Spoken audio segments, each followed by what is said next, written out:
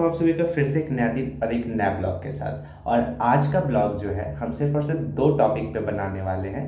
The first one is history and the second one is political science. ठीक है, इतिहास और राजनीतिक विज्ञान के ऊपर आज हम बनाने वाले हैं। और इसका जो मेन ऑब्जेक्टिव है आपके साथ शेयर करने का वो ये है कि प्री 2024 में जो हमारी अभी 150 डेज बचे हुए हैं, प्लस 150 प्लस है लेकिन 150 मान के चल रहे हैं हम, वो जो डेज बचे हुए हैं उसमें किस तरीके से हम इसको अपने आप को मैनेजमेंट कर सकते हैं इन विषयों के साथ में।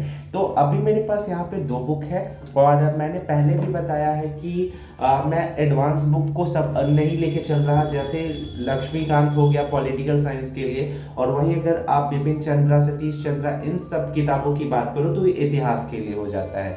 मैं सिर्फ और सिर्फ अपने एकेडमिक का बुक लेके चल रहा हूँ जो कि आपके सामने है। ये दोनों के दोनों बुक आपके सामने है और इसी का जो कंटेंट है इसके साथ मैं आपको शेयर करने वाला हूँ आज के इस वीडियो में। तो स्वागत करता हूँ आप सभी का फिर से एक नया दिन और एक नए वीडियो के साथ। अगर चैनल पे नए हैं तो don't forget to press the bell icon for getting new notification, क्योंकि आपको इस चैनल पे ऐसी ही वीडियो मिलती रहेगी। और वीडियो स्टार्ट करने से पहले एक छोटा सा इंट्रो।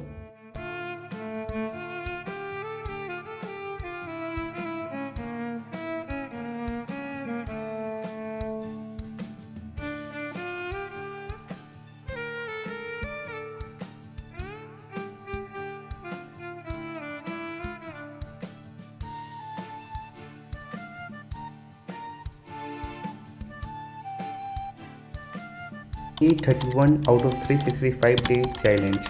सो फाइनली गाइस मेरे हाथ में अभी दो और दो एकेडमिक बुक है, ठीक है, जो कि मैं आपको दिखा दूं।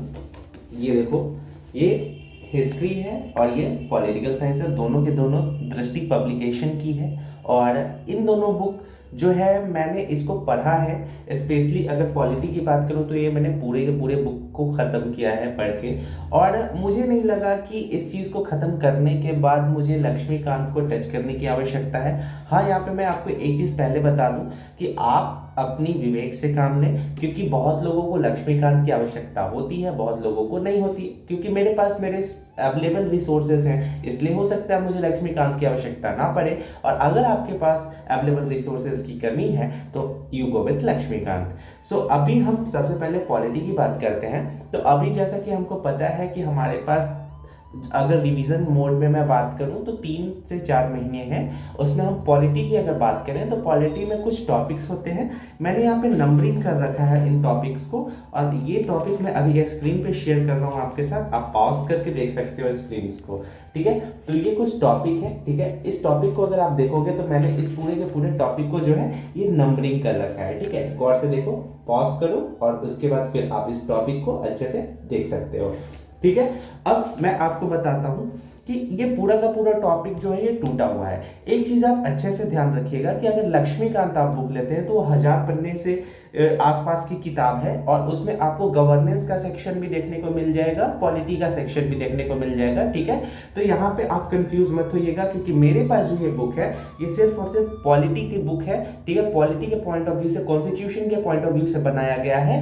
वहीं अगर मैं गवर्नेंस की बात करूं तो दृष्टि पब्लिकेशन जो होती है हर एक टॉपिक वाइज अलग अलग वो बुक को प्रिंट आउट करती है।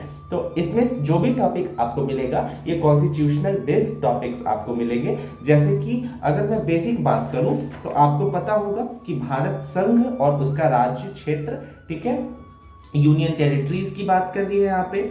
उसके बाद नागरिकता, ठीक है, सिटीजनशिप, मूल अधिकार, फंडामेंटल राइट्स, राज्य के नीति निर्देशक तत्व, डीपीएसपी, मूल कर्तव्य, फंडामेंटल ड्यूटीज, कार्यपालिका, विधायिका, न्यायपालिका। उसके बाद लोकल गवर्नमेंट, पंचायती राज आपको पता होगा 72-73, ठीक है।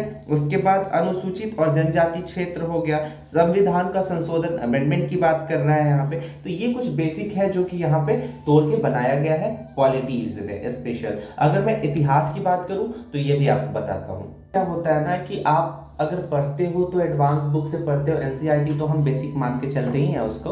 उसके बाद हम हिस्ट्री को पढ़ते हैं, और जब हिस्ट्री में पढ़ते हैं ना तो एंशिएंट, मिडाइवल, मॉडर्न, उसके बाद एक हमारा जो होता है वो वर्ल्ड होता है, ठीक है। तो हम सभी को पता है कि वर्ल्ड से क्वेश्चन काफ़ी कम पूछा जाता है, लेकिन यूपीएससी का कोई मूड नहीं है यार वो कब क्या क्वेश्चन किस तरीके से पूछ ले, तो हमें सारे के सारे सेक्शन को कंप्लीट करके चलना है।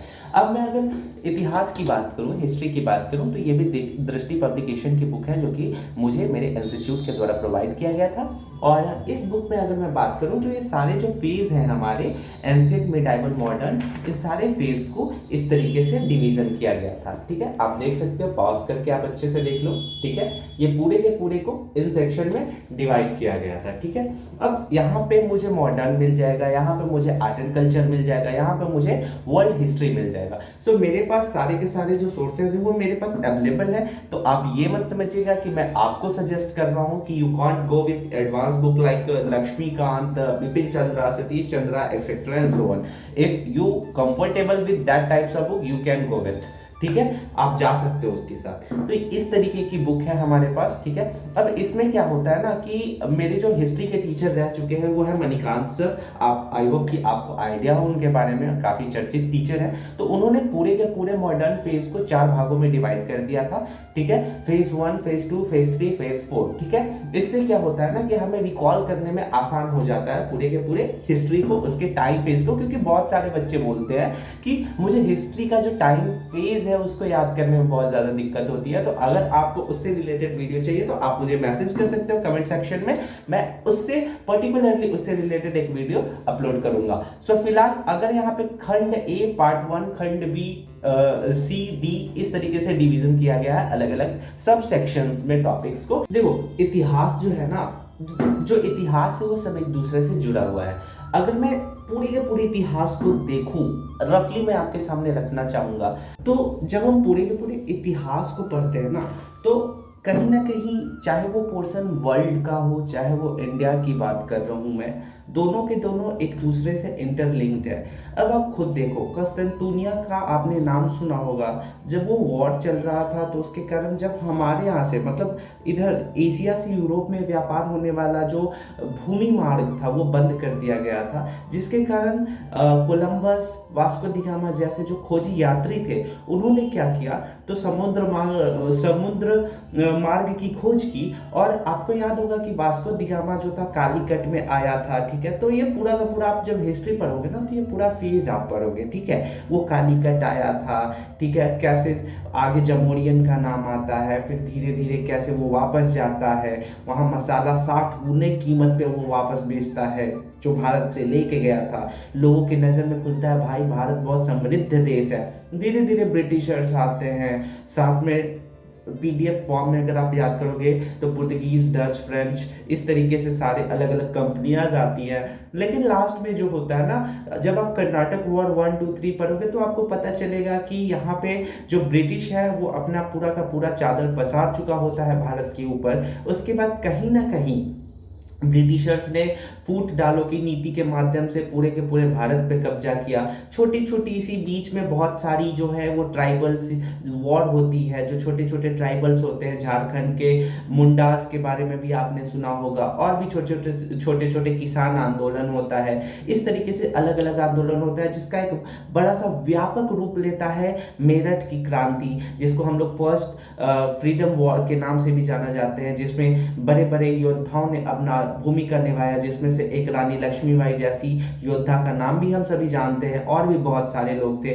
फिर उसके बाद वो युद्ध शांत हो जाता है क्योंकि यूनिटी नहीं हो पाती हमारे भारत में लोगों के बीच में। इसका फायदा उठा के अंग्रेज जो होते हैं वो 100 साल और राज करते हैं। फिर धीरे धीरे कैसे नरमपंथी गरमपंथी 19वीं शताब्दी में धर्म सुधार आंदोलन, कांग्रेस की स्थापना, गांधी जी का साउथ अफ्रीका से लौटना, कांग्रेस ज्वाइन करना, लोगों के बीच में मोटिवेशन को फैलाना, ये सारे के सारे प्रक्रिया चलते हैं और अंत में पार्टीशन के साथ देश आज़ाद हो जाता है। तो ये पूरा हिस्ट्री होता है और इसी को 18वीं सदी का पूर्वार्ध, उत्तरार्ध, उसके बाद 19वीं सदी को फेज 3 में और फ्रीडम को फेज 4 में रख के हिस्ट्री को 4 भागों में मॉडर्न को डिवाइड किया गया है। तो इस तरीके से आप पढ़ोगे ना तो इसको आप बहुत अच्छे से अपने पूरे के पूरे माइंड में सेटअप कर पाओगे और कहीं ना कहीं इंटरलिंक करोगे तो जो आपका वर्ल्ड हिस्ट्री है वो भी आपको आसान होगा और हेल्पफुल हो सकता है आपके लिए। तो आई होप कि आपको ये वीडियो पसंद आया हो। अगर वीडियो अच्छी लगे तो चैनल को लाइक करें, शेयर करें, सब्सक्राइब करें और कमेंट सेक्शन में जरूर बताइएगा कि आपको ये छोटी सी इंफॉर्मेशन कैसे लगी। तो मिलते हैं अगले वीडियो में, क्योंकि आपको पता है कि ये वीडियो यहाँ पे खत्म होगा तो ही नई वीडियो की शुरुआत होगी। तब तक के लिए स्टे सेफ, टेक केयर, जय Hind, Vande Mataram, thanks for watching.